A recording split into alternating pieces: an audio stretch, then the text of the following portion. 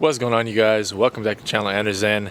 Today we need to get an update on the ML55 because I really feel bad. We just haven't been featuring this car enough on the channel, and with the ML63 now gone, it's our main SUV again, and I really want to get it freshened up, tightened up. It's just kind of been put on the back burner, a lot of little things, some front suspension stuff, some engine based stuff, and just want to get it dialed in. So it is embarrassingly dirty right now on the inside and the outside, so I'm going to get it cleaned up, and I'm actually going to be dropping it off to Eastside Automotive and Tire. Shout out to KJ and Harut over there. Fantastic shop locally.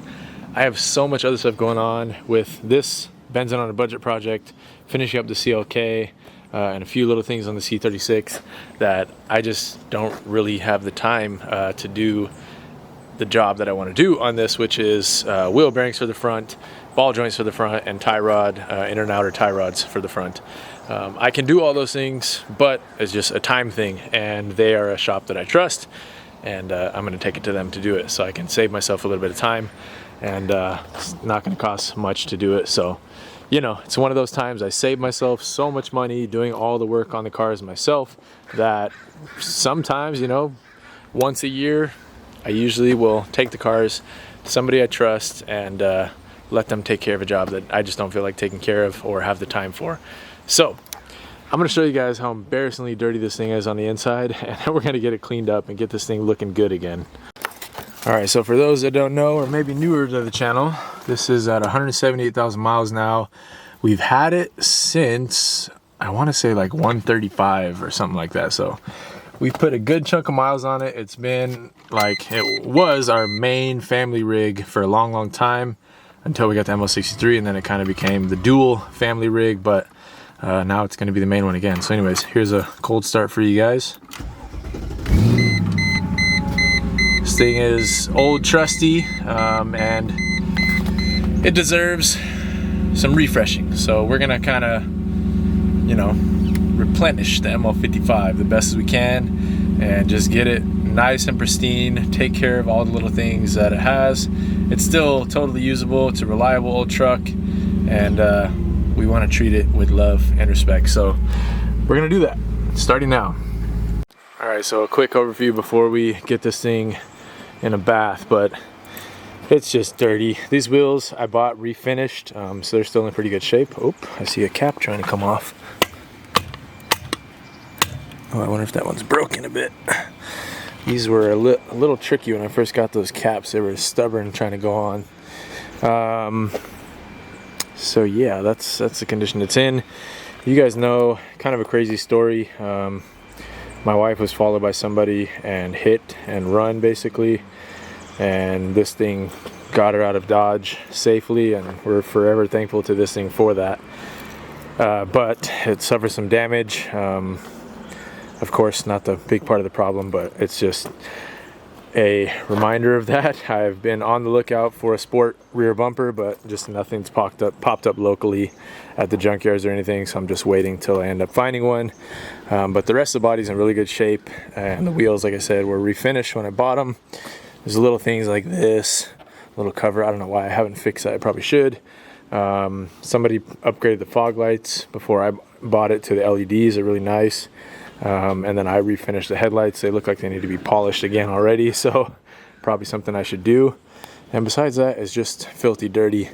Now here's the Anderson exposed part, because this thing is embarrassingly dirty inside, just filled with trash and kid stuff, and just not looking good. So we're gonna get it vacuumed, cleaned out, and just do what needs to be done. So let me put you guys on the tripod, and we'll get at it.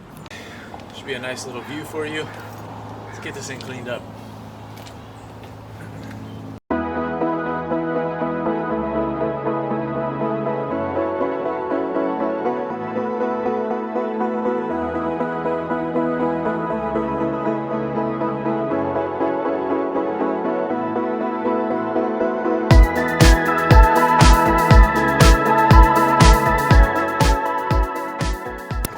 Alright guys, so I just took this trim piece off, and look how nasty it is in there. It's like years and years of collected little debris.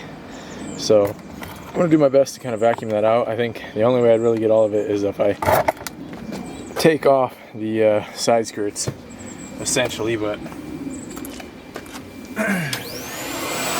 try to do what we can.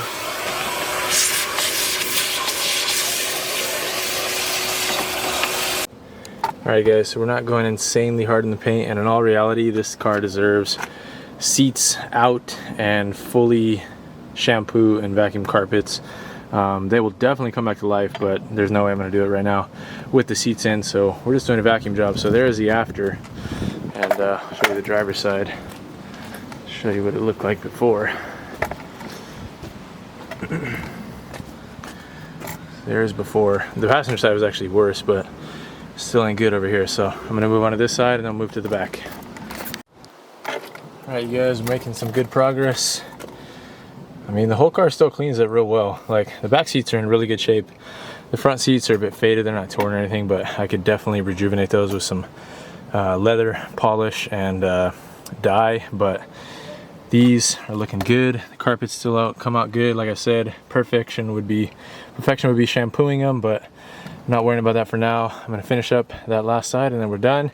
I'm gonna pressure wash a couple of the rubber mats because they're just nasty, so I'll put those in after I'm done washing the outside.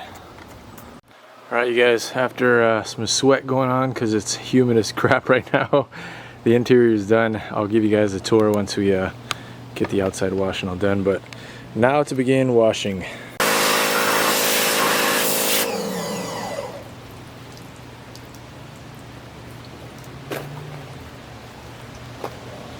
Alright, well, nothing crazy, but it's a lot cleaner in there as well. At least you guys are not gonna be able to see much, but just a bunch of the nooks and crannies got a lot of the crud out, and it also had a bunch of rubber left over from when it threw a belt on the freeway, so try to get that out of there too. So anyways, moving on to the actual car. Alright guys, and anytime I do pressure wash the engine bay, I always like to let it run right after, just to dissipate any of that water.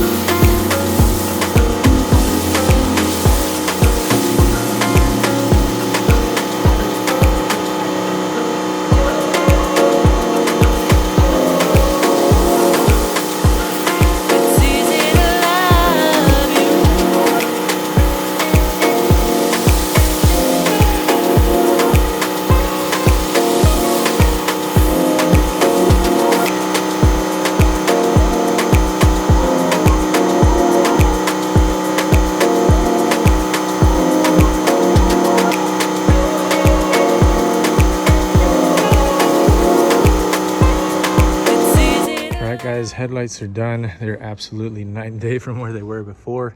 Didn't take much, just a little rubbing compound and then just coated them with a couple coats of wax, to be honest. I could have used ceramic coat too, either one. I just went for the wax, so should hold up for quite a while. Next thing I'm gonna do is get rid of this, because I don't know what the heck I was doing and why I was doing this, but it was like this when I got it and I kind of just left it. So let's figure out a much better long-term solution and get that clean while we got it open.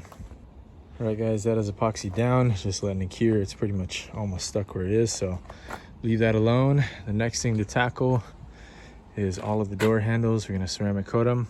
So this is our before, and I will show you guys the after. I'll probably do all of the trims, like all the window surrounds and everything. So here, mirror surrounds, plastic right here. The front plastic is actually in really good shape. I mean, I can hit it with the ceramic coat, it's not gonna hurt it, so I can try, see what it does, see if it improves anything. Oh, these for sure. Actually, these are real grimy though. I don't know if I should do that actually. There's a weird texture. I don't know if that's dirtier. That's bizarre. Got this weird scratch up here as well. It's not perfect by any means, guys, but still can clean up good. I really need to at some point take the rails off and just refresh those whole things, redo the little rubber grommets on them, repaint them, because that thing's been like that since we bought it. I just never got around to doing it, and it could really make the car look good to have them fresh black again. So little jobs tackled, but I'm already very happy. The headlights and that little piece alone, it's looking better. All right guys, well I hit this handle with the ceramic coating, and honestly it didn't do much for this car. They're really not that faded, so I'm not gonna bother. All the plastics are actually in really good shape. I don't know how, because I mean it's 23-year-old plastic, but I guess I will just leave it. I'm not gonna bother. When I did on the C36, it made a huge difference on the door handles, but this not so much, so we're gonna leave it. Last little job I'm gonna do is polish up our exhaust tips just with some stainless steel wool and probably some simple green. All right, you guys, that is gonna call it a wrap right there. Put a little bit of tire shine, nothing much. I don't really like super shiny tires, but chrome tips came out like brand new. However, I do need to adjust the muffler because it's sitting a little cattywampus right now. Definitely happened when it got hit. So I'll need to take a look at the mounts and see if there's a way I can move it back into place. A little hammer action might do. So let me try that, and then we're gonna call it a night, and I will see you guys in the morning. Man, this thing looks good. All right guys, I was messing around with this for a bit, but no prying or anything was really doing much. So I think the best bet is gonna be to loosen this little clamp. And probably not now, because I just put a bunch of WD-40 on it, let it kind of seep in there. But once I can, then I can just angle this up a little bit and match this side, because I think this is honestly closer to what it should be. This is probably a little too high up, but I think it'll look better if it's more flush in there. So it only needs to go up about ½ an inch or so, and it'll be a good match with this side. So I'll probably do this another time. So I'll go ahead and do it for the cleaning. What an awesome truck, guys. See you in the morning. All right, guys, the next morning, I'm gonna go ahead real quick before I go. I just want to do my own, inspection, I guess. I'm gonna jack up the front, just give the tires a good shake, check out all the arms, do the same thing on the rear, just to see if I can isolate what wheel bearing I was hearing. I want to say it's the driver front, but it could be driver rear as well. It's hard to tell with stuff like that. And it's not like whistling or squeaking all the time now. It kind of came and went. So I'm gonna check it out, see if we can isolate it. Alright guys, so neither one of the fronts have any like axial play. There's definitely a bit of give in the steering system, so I'm definitely gonna have them do the inner and outer tie rods, ball joints, and the wheel bearings while they got everything open. And then I'll have them check out the control arms, and if those need to be done, we can do those, but I think the upper control arm should be fine. Taking a look at everything down here. It's hard for me to see. You guys can actually see better on the camera, but I'm gonna go ahead and check all these kind of connections and see what I see.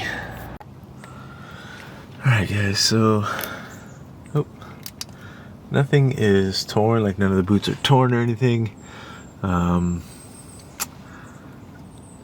Everything looks like it's in decent shape, but not great. Just old, that concerns me a little bit.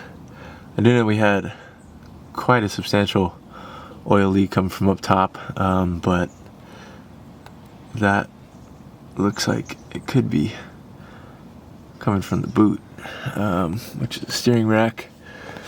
It's also wet in the center here, but I need to clean all this off because I've had so much like different little things go on, or a bunch of crud got onto the bottom from whatever I was pouring or whatever was leaking up top. So I need to get this all sprayed off, and then I'll just have them check over everything really.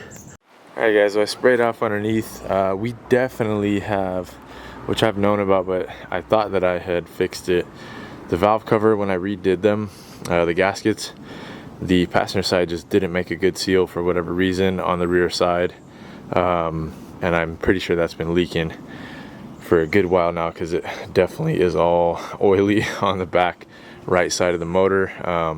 Nothing towards the rear main, thankfully, but it's just leaking down the side. So I'm going to put the same gaskets that I did on the CLK and the C55, the Viton ones from Felpro, and I'm going to paint the valve cover, and I'd like to paint the intake manifold too on this thing. I'm mad that I didn't do it when I resealed it, but I can even just brush on paint while it's still in the car, so I don't need to take it out or anything, and just at least get it coated.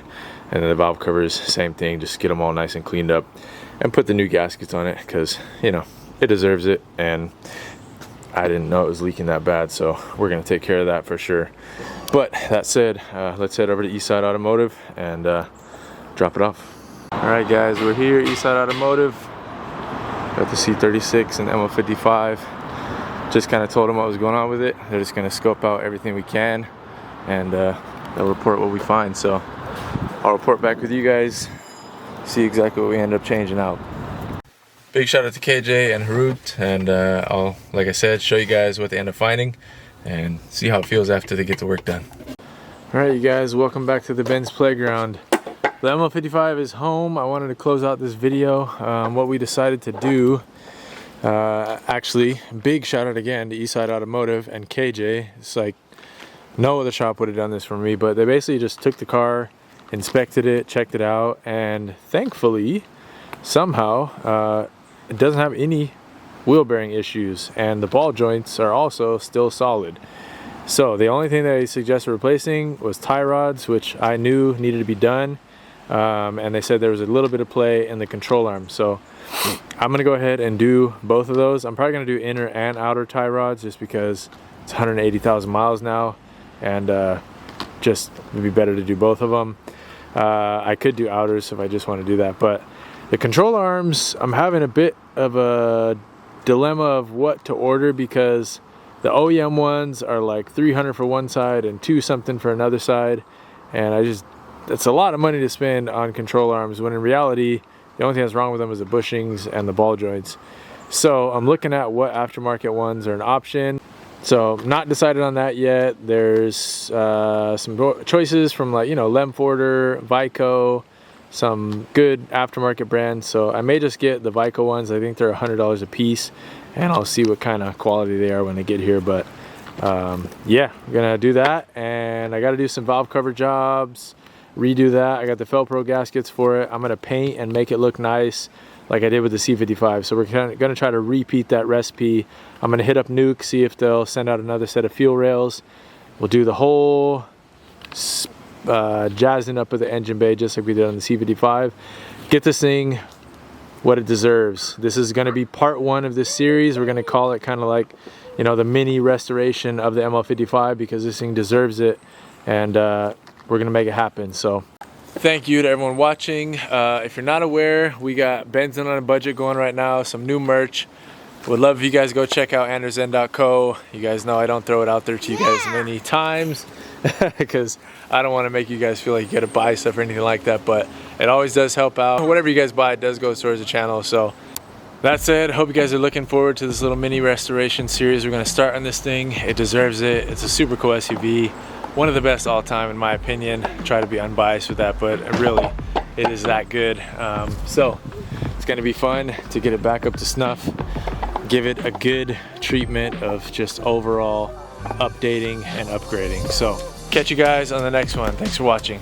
Peace.